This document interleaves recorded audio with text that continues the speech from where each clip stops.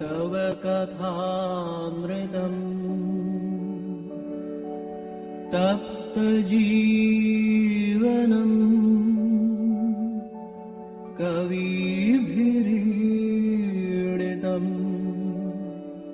कल्मषापहम्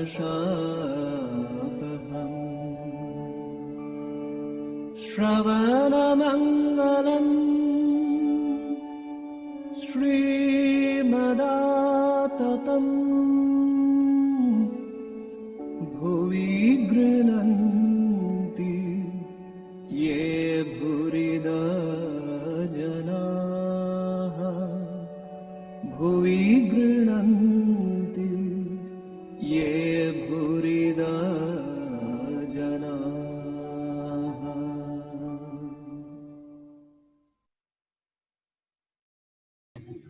ॐ तव कथामृतं तप्तजीवनं कविभिरीडितं कल्मषापहं श्रवणमङ्गलं श्रीमदाततं भुवि गृह्णन्ति ये भूरिदा जना.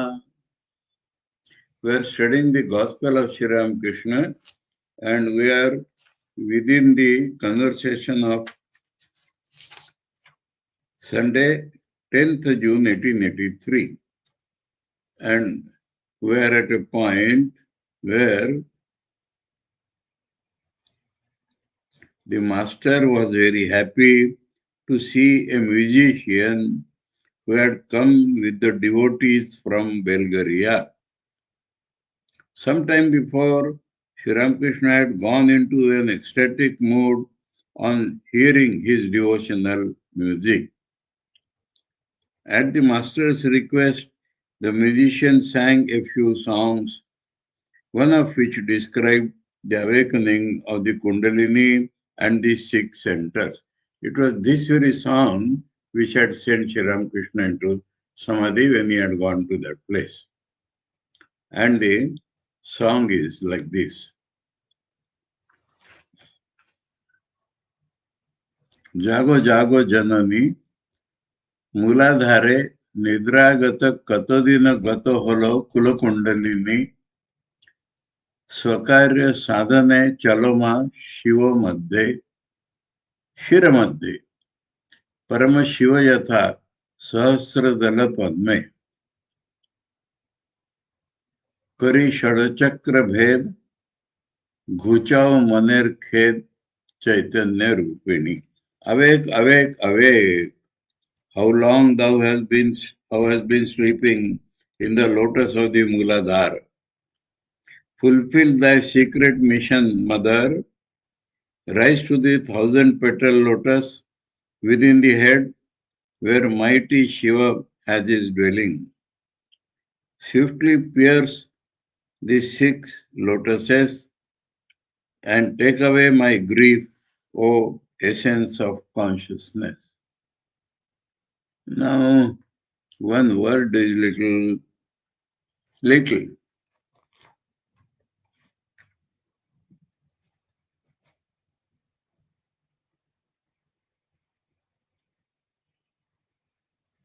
Here in only one place, lotus is mentioned in the original song. In other place, chakra is mentioned. In the English translation,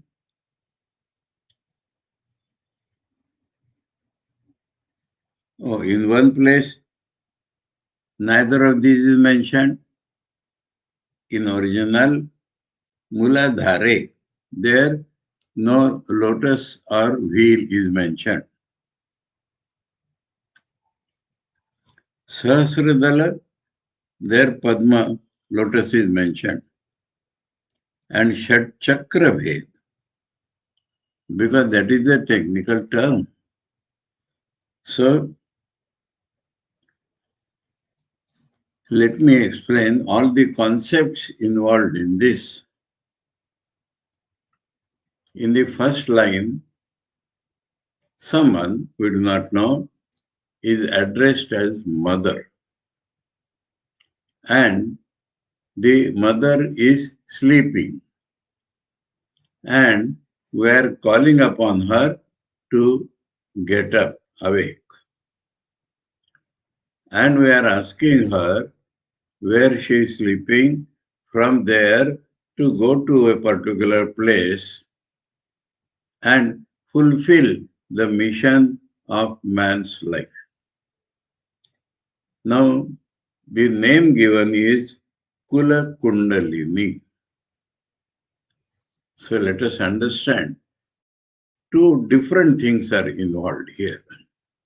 From the name Kula Kundalini, what it is, every life after life, whatever work we do or thoughts we think results in some outside result, but along with that, it results in some sanskar, impressions being created in our mind. And these impressions are not lost. Life after life, they are carried forward. And the storehouse of these impressions is called Kundalini. It is conceived as a female form because there are two different aspects of this.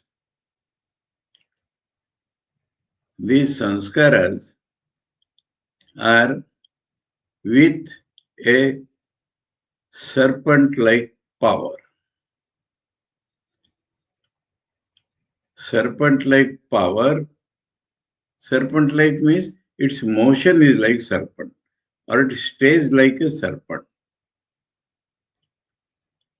And that power is addressed as mother. We may think like this, that this power, this mother, carries with her all the impressions of all the past lives. Now, if she is sleeping, where does she sleep? Within our spinal cord, there are three nerves there. Left and right, Ida and Pingala. Sensory nerves and motor nerves. But between them in the center, there is a thread-like, very narrow tube. Thread-like but tube. And that is why people tell us to sit erect, because slightly bent means that thread hole will get closed. Now, in this thread-like tube, which is called Sushumna Nadi,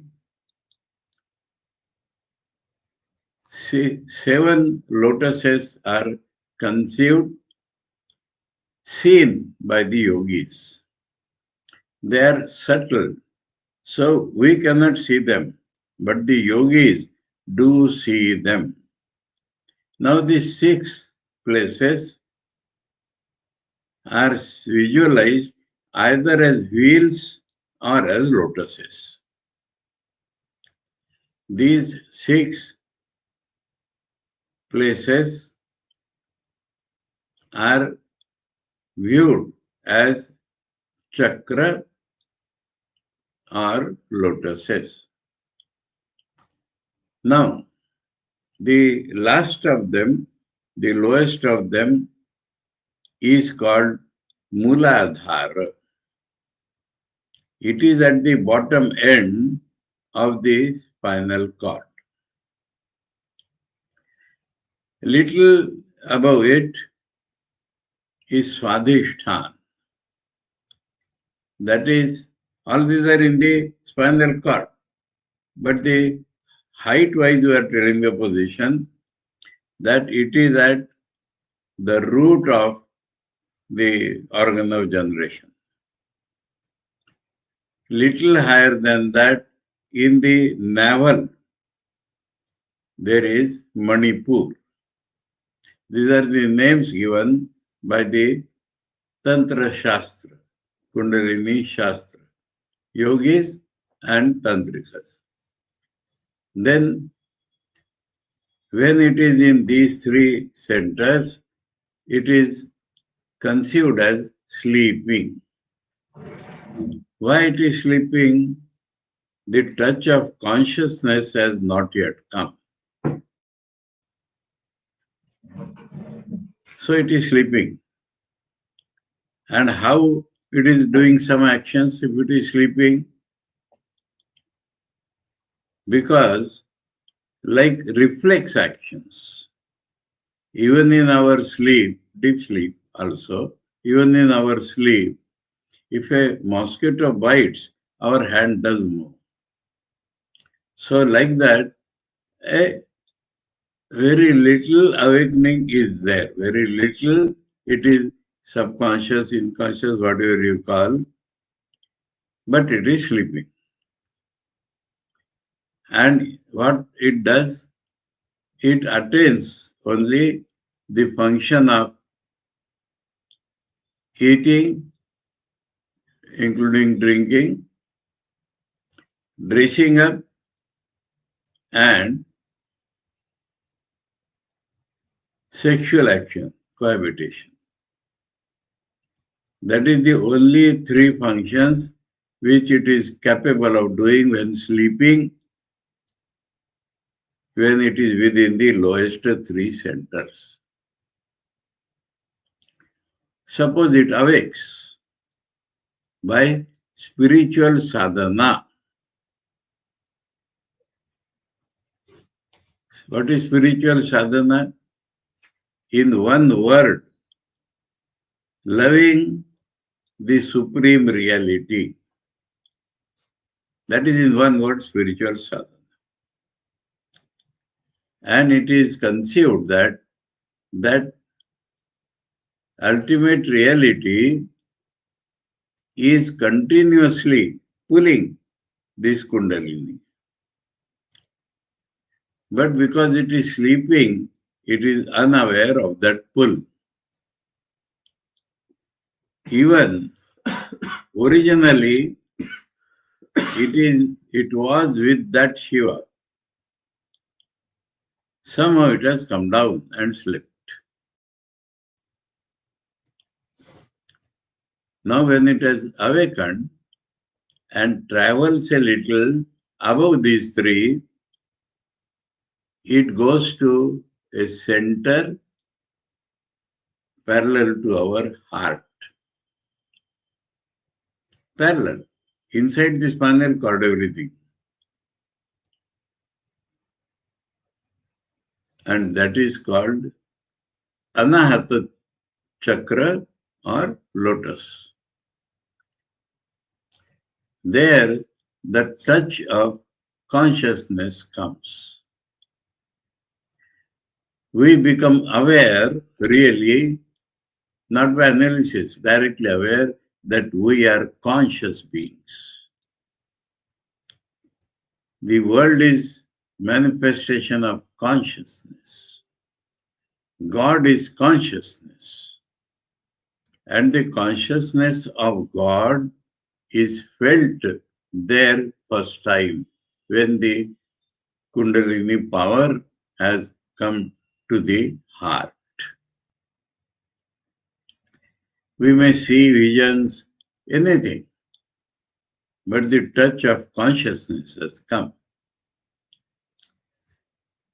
due to spiritual evolution. But if we do not continue to exert pressure on it to go up, it will again come down to the lower three planes. Normal, I have seen God, I have seen Vitava, I have seen this and that, is at this heart. And it is not at all a safe seeing. It will go down because the pull of attraction of the enjoyment is already there, it will pull down. So if you continue to do sadhana, it will come to the level parallel to throat. What is the name there? Agya. Huh? Agya. Agya is here. Oh. Below Agya. Vishuddhi. Vishuddhi. Vishuddha Chakra. This Vishuddha Chakra is the place where a man feels vairagya, aversion to the world.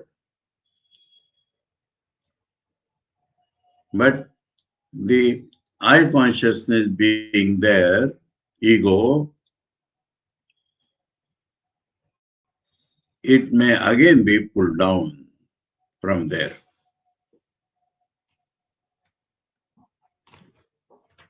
That is why sometimes you see a man with great renunciation and then he is lost in enjoyment. So that is not the safe place. More spiritually exerted, it rises to parallel to the place between the eyebrows. And that is called Ajna Chakra. Now all the chakras are also viewed as lotuses we have seen from the beginning, and the colors of these lotuses, how many petals each lotus has been fully seen by the tantrikas or yogis. And then, so 6 chakras we have seen. 3 below, heart, throat, eyebrows. Now the Paramashiva, or the absolute reality, which is the real nature of man, is conceived as sitting awake always in the medulla, in the palate from below of man, and where the tuft and all that is there. And that lotus has 1,000 petals. So when the 6 chakras are crossed, lotuses are crossed, and it meets the Paramashiva in the 7th lotus, then this meeting between the power and the reality is fulfillment of life. These are not only concepts, because yogis and tantrikas see that, and Thakur has repeatedly seen it. That is a rare case. From once we come to the eyebrows level, then that is equivalent to the Vedantic experience, Aham Brahmasmi. Though it is not the final goal, but that is a safe place. Safe in the sense, from there also it can come down, but not to the lower 3. It can come down at the most to the heart, meaning that God's presence is always felt by that man.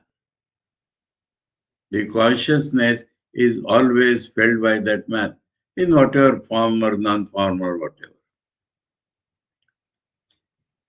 And the vision of the Paramatman is there, like seeing through a glass pane.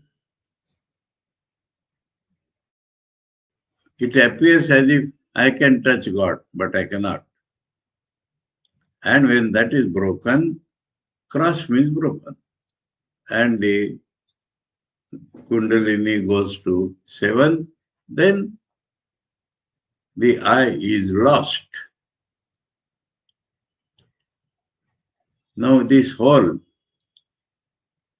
is conceived as or seen as mother, because it has the power and because it has come out of Shiva and rejoined Shiva. So it is the Shiva Shakti. And because of this Shiva Shakti union, the whole world is produced. And that is why she is mother. Otherwise, the sanskaras and this, how motherhood comes. So it's a power which is identical with the reality, but somehow it has come out, and Shiva Shakti together only are the creators of this universe. So he is the father, being the conscious, transcendent, unchanging principle. And she is the active, lower and higher, so it is called the power. And that is, she is called the mother. Now this song that singer was singing, Jago Jago Janani, awake, awake, awake, how long thou hast been sleeping in the lotus of the Muladhara, the lowest one.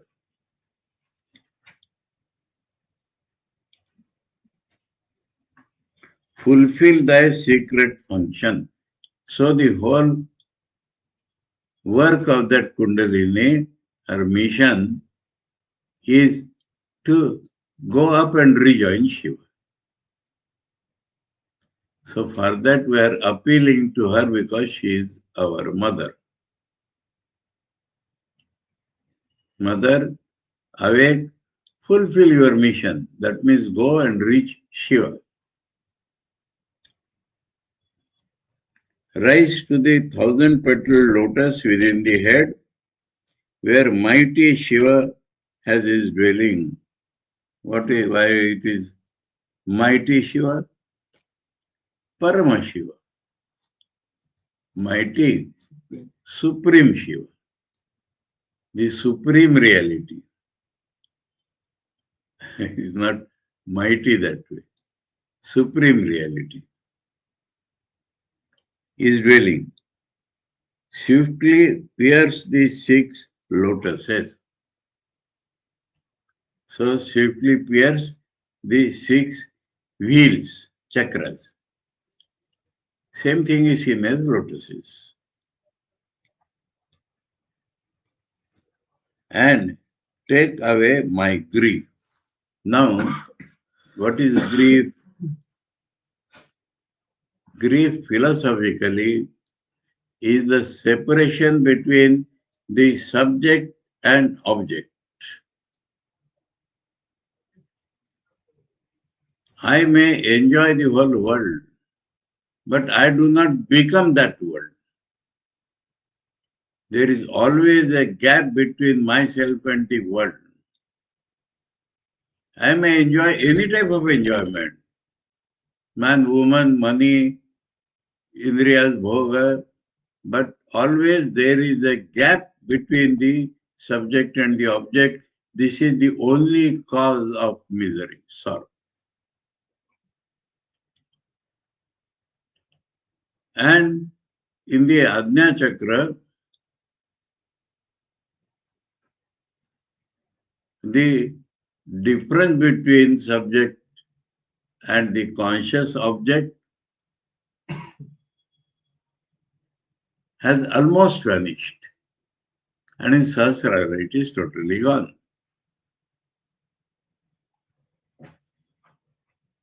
Even in the Ajna Chakra, it has a touch, so it is not dangerous.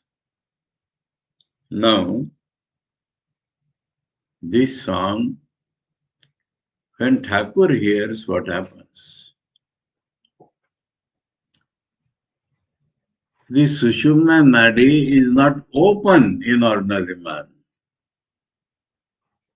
Only when the Kundalini pushes it, it gets open. And in Thakur, it is always open. And Thakur's life, always he goes to the Sahasrara and comes down to the heart level, not below that. So, when he listens to this song, the movement from heart to Sahasrara starts. And that is what is called ecstasy. So, everything explained? So, grief of man's life is taken away only when it approaches Paramashiva or meets him. Now, Thakur is explaining this. Master, the song speaks of the Kundalinis passing through the 6 centers. Centers can be the common name, whether wheels or lotuses. God is both within and without. This is very important for Kundalini people or any people. All this is described happening within our body. It does not mean God is not outside. God is all pervading. God is beyond everything. God is all pervading. But it does not mean that God is not within us. What happens, that is man's mind. God is everywhere. We forget that within us also is everywhere. So specifically Thakur is telling God is both outside and inside. It is not some circumscribed in our that thread-like tube. It is only the motion of the Kundalini. From within, he creates the various sets of mind. So within is our mind, and by the movement, it creates different states of the mind. After passing through these 6 centers, the Jiva, I consciousness, the Jiva, goes beyond the realm of Maya. So all this is illusory. The experiences in all this is illusory, called Maya. He goes beyond Maya and becomes united with the Supreme Soul. This is the vision of God. Very important last statement.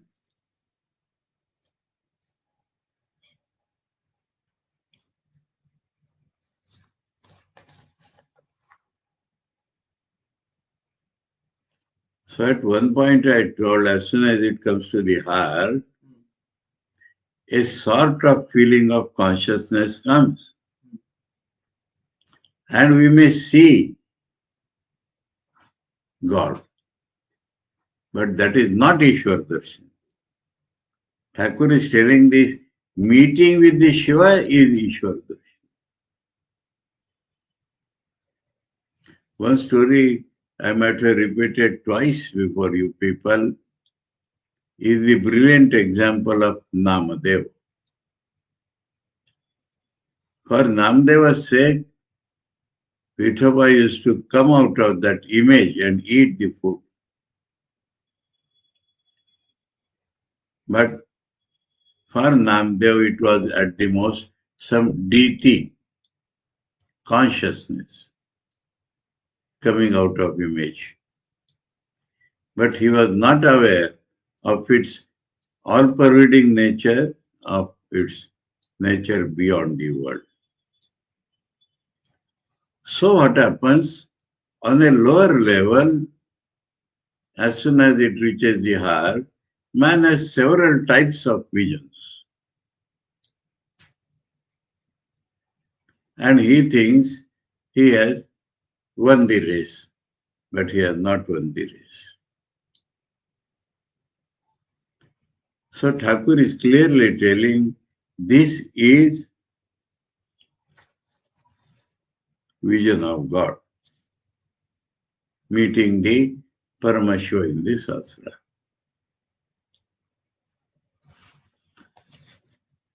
Swamiji has called all these things as milestones on the way to goal. But that is not the goal.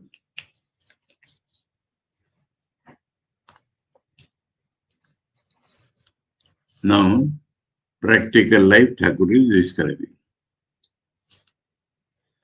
One cannot see God unless Maya steps aside from the doer.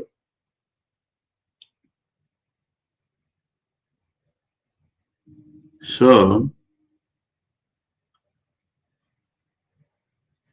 whatever obstructs our vision of God is Maya.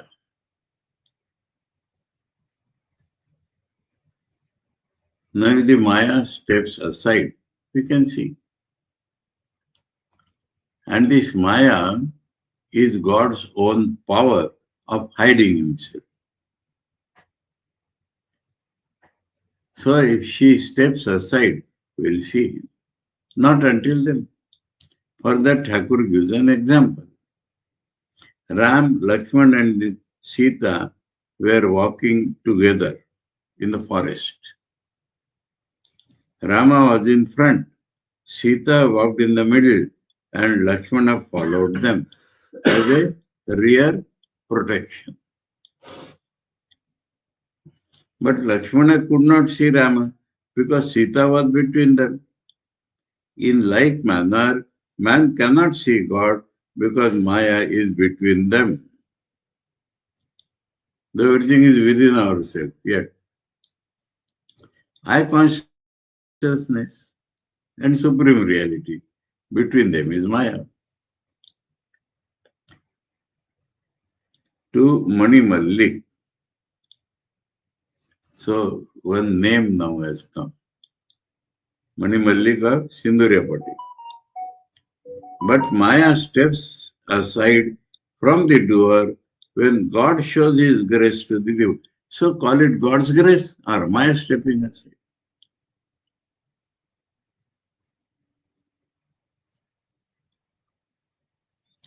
When the visitor stands before the doorkeeper says to the master, "Sir, command us, and we shall let him pass." Household example. If we reach the door, then the attendant asks, such and such. The owner says, admit him. So that is God's grace. Now, because of Mani Mallik, Nirakar Upasak, and many among them, to Mani Mallik, we have seen two. There are two schools of thought. Not that there are only two schools of thought. There are infinite number of schools of thought. But amongst them, Thakur is discussing two. Or Thakur is generalizing all the schools of thought into two. The negative way and the positive way. World is unreal. God alone is real. This analytical, discriminative path is knowledge. And God is supreme reality. We are loving God. We shall see what happens to the world. This is Bhakti path. The Vedanta and the Purana. So from scripture's point of view, Vedanta is the Jnana path. Vedanta as it is traditionally understood. Because Mahapurush Maharaj told my Guruji that Vedanta Upanishads are the best Bhakti Shastras in the world. But this Vedanta is separated from Upanishads as a school of thought. Then it is different. Upanishads are no school of thought. But the Vedanta philosophy, as it is called, is a school of thought. And Puran. Puran is again books. According to the Vedanta, this world is a framework of illusion. That is to say, it is all illusory, like a dream. Like a dream means we perceive it, but it is not real. That is like a dream.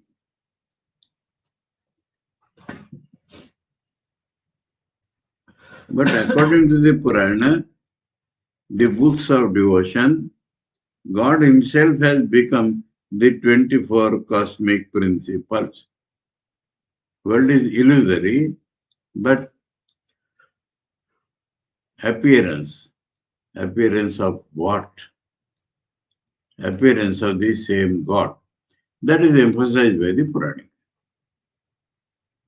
Their illusory is emphasized by Vedanta, and their appearances of God, that is emphasized by the Puranas.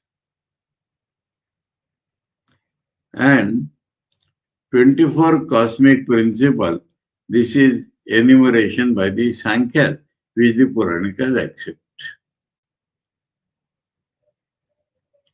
Starting from indiscrete primordial Prakriti, then Mahat, the universal intelligence, then ego, the individual, and from there 5 subtle elements and this and that, and you can talk 24 tattvas. Worship God both within and without. Now, worship is a command or the Puranic Math? Command.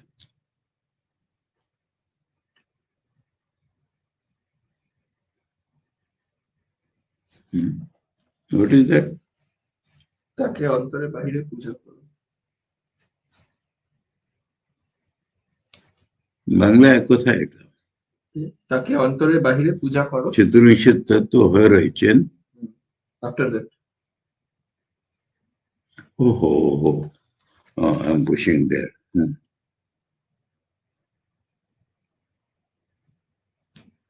Puja karo, mandate.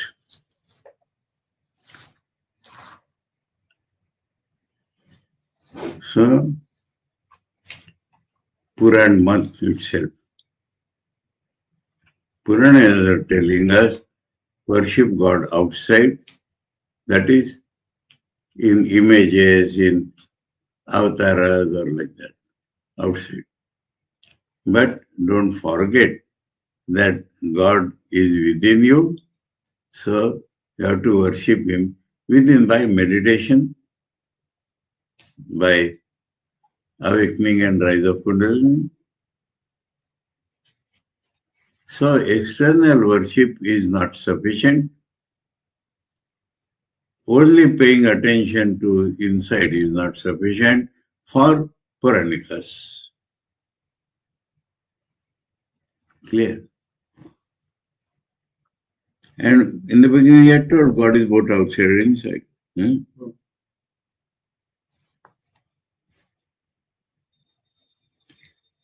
As long as God keeps the awareness of I, now that thing has come. What is the Jiva?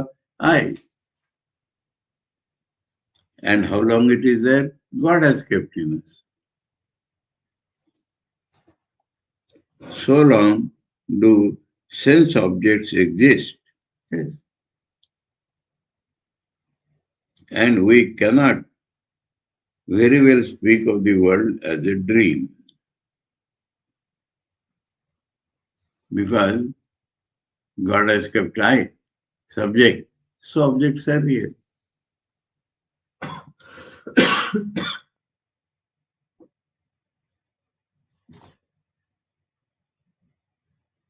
There is fire in the earth. Therefore, the rice and pulse and potatoes and the other vegetables jump about in the pot. Whether it is gas or coal or wood, but in the stove, in the pot, water and all these things are kept, and there is fire below. So, in the earth, fire below. So, they dance. The I consciousness identified with the senses says, I am jumping about. So they are jumping about because there is fire below. So consciousness and power is God's, and it reflects or comes to us and we appear to do. And Satchidananda is the fire, yes. Clear. Hence, the Bhakti scriptures describe this very world as a mansion of mirth. If we see God everywhere, then it's a mansion of mirth. Ram Prasad sang in one of his songs, this world is a framework of illusion. Ram Prasad is a tantric sadhak. Another devotee gave the reply, no name here. Huh? This very world is a mansion of mirth. As the saying goes, the devotee of Kali, free while living, is full of eternal bliss. The Bhakta sees that he who is God has also become Maya. Again, he himself has become the universe and all its living beings. The Bhakta sees God, Maya, and the universe and the living beings as one.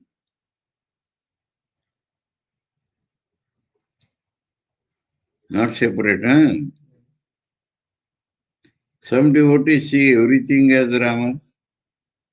It is Rama alone who has become everything.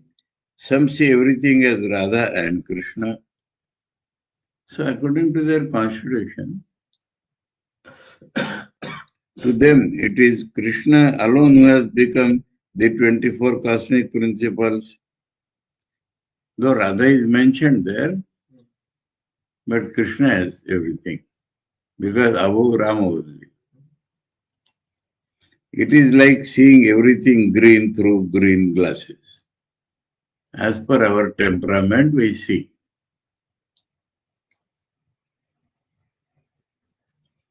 But the Bhakti scriptures admit that the manifestations of power are different in different beings.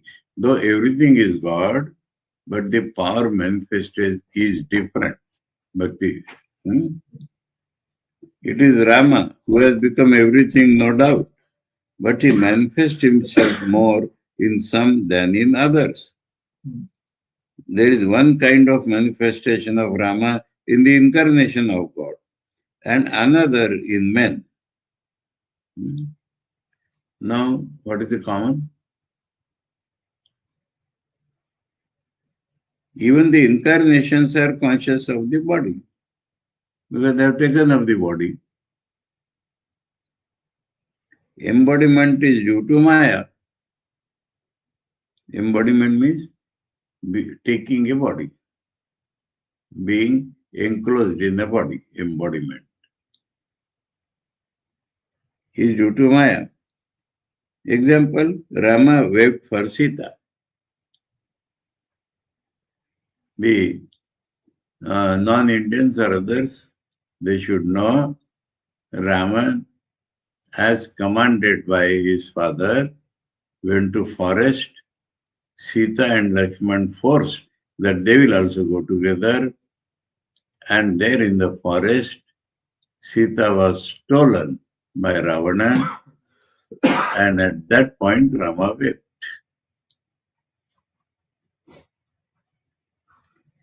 But the incarnation of God puts a but. So, similarity but not same. But the incarnations of God puts a bandage over his eyes by his own will, like children playing blind man's buff. The children stop playing when their mother calls them. So Antar knows, it eyes, he opens when the call comes. It is quite different, however, with the ordinary man. The cloth his eyes are bandaged with is fastened to his back with screws, as it were. It is cloth, but with screws. Only very fast. There are 8 fetters.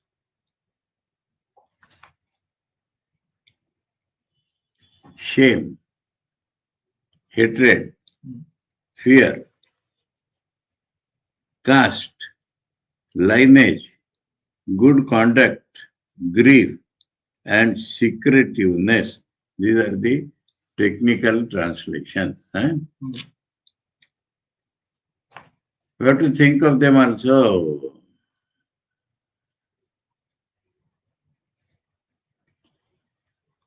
Shame.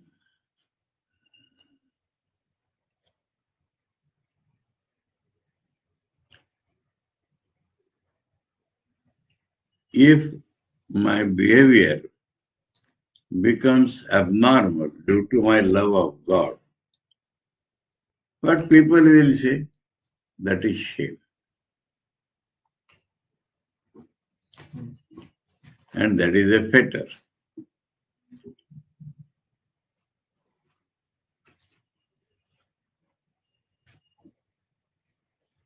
Hatred, or rather despise. Then the despise, what happens? I am somebody greater or superior, and this is a below me. So it is a fetter.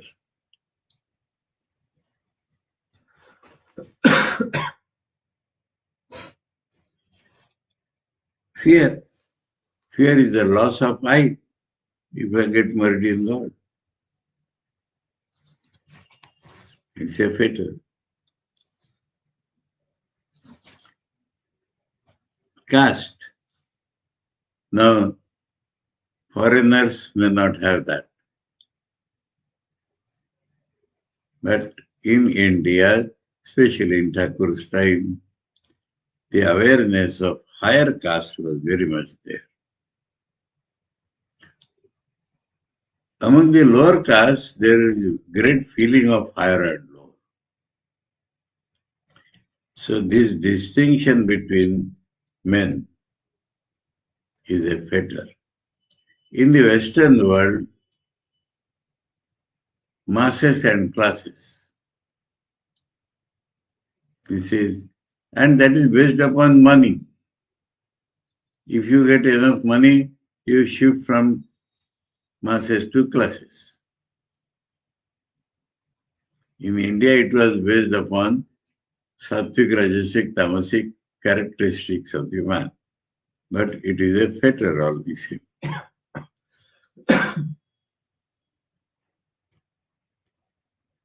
Lineage.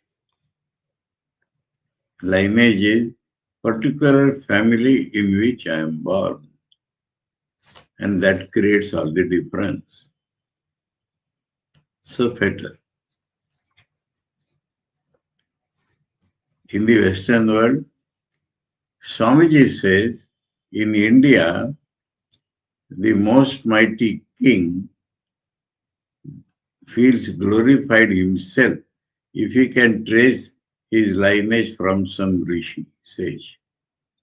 In the Western world, even the best scholars or kings want to trace their lineage from some baron, thief.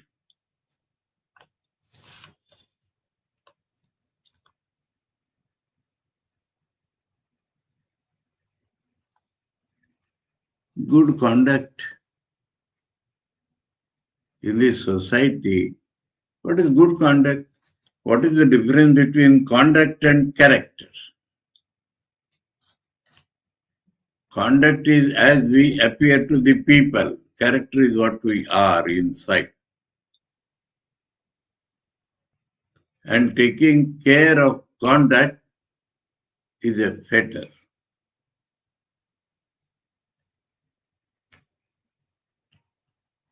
I will give some examples. Thakur. Character the world has never seen like it. But can you call it a good conduct? Moving naked here and there. It is a good conduct.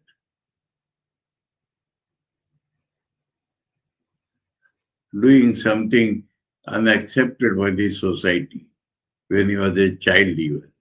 Is it a good conduct? Swami Vivekananda. Nobody will give a certificate of good conduct. Character perfect. But it does not mean that they are always opposite. Holy Mother is another example.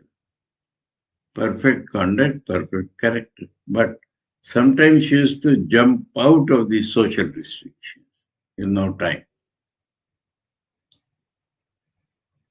So conduct is how we appear to the people, and if you pay more attention to that, certainly it is a better. I will tell you some jokes. Now, there is a school or a hostel or a residential complex. And throughout the year, boys have done excelled in something or like that. So the committee sits that in the annual function we shall give prizes or awards. Good in sports, this. Now there are some boys who are good but not good in any particular thing. But he's a good boy. Give him good conduct certificate.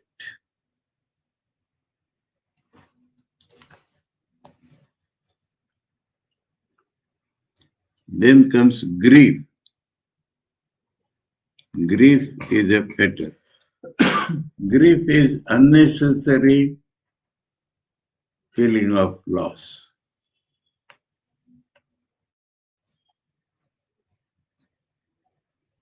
And secretiveness, that is another fetter.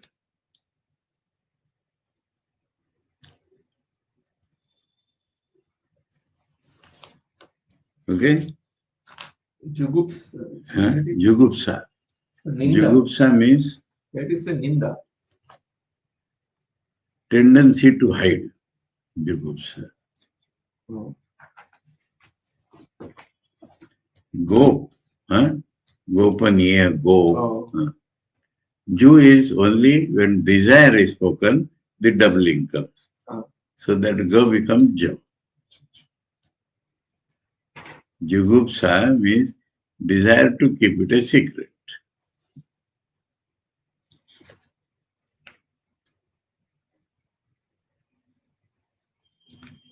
These are the 8 fetters, and they cannot be unfastened without the help of a guru. So now another element Thakur has brought in the spiritual life.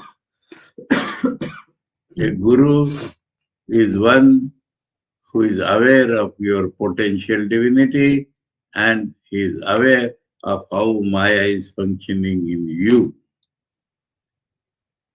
And so he can tell you how to avoid these 8 fetters.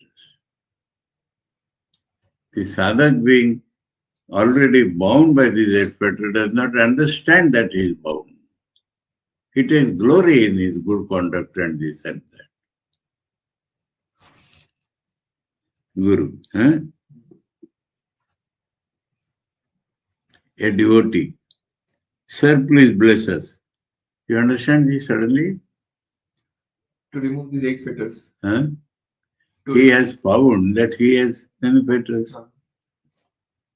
And he has found that he is helpless. And Thakur has said, Guru that can use you. So please bless us.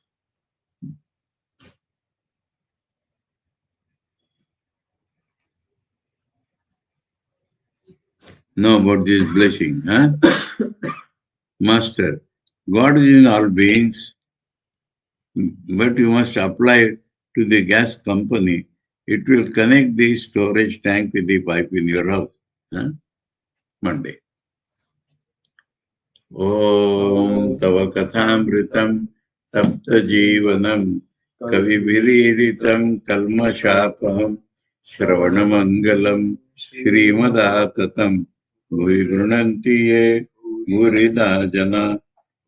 Om Shanti Shanti Shanti Hari Om Tat Sat Sri Ramakrishna Arpanamastu.